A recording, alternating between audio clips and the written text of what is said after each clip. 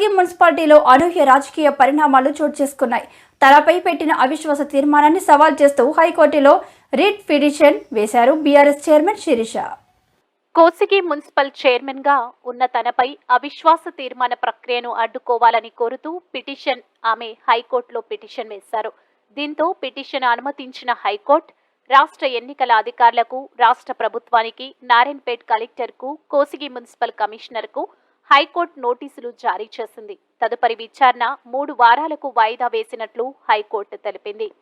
ఎంత టైం ఉంది ఒకసారి మీరు కూడా ఆలోచన చేయాలి. ఈ టైంలో వాళ్ళు ఈ కోర్టు నుంచి ఏదైతే హైకోర్టు నుంచి వచ్చినటువంటి ఆర్డర్ కాపీని లెక్క చేయకుండా వాళ్ళు ఈ ఆర్డర్ కాపీని పక్కన పెట్టేసి పట్టించుకోకుండా వాళ్ళు ఇష్టానుసారంగా దౌర్జన్యంగా అన్యాయంగా ఈ రోజు అవిశ్వాసాన్ని ముందరికి తీసుకొచ్చి మూవ్ చేయడం జరిగింది.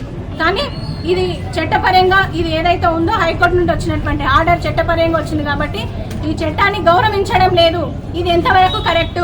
ఎంత అధికార పార్టీ అయినంత మాత్రాన ఈ విధంగా చట్టాన్ని గౌరవించకుండా ఈ విధంగా చేస్తారా? కోర్టు నుంచి 10:30 మధ్యలో వచ్చింది.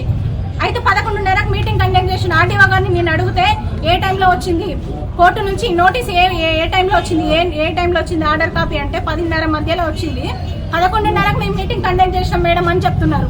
ఇది కరెక్టేనా? ఇది న్యాయపరంగా జరిగినటువంటి అవిశ్వాసమా?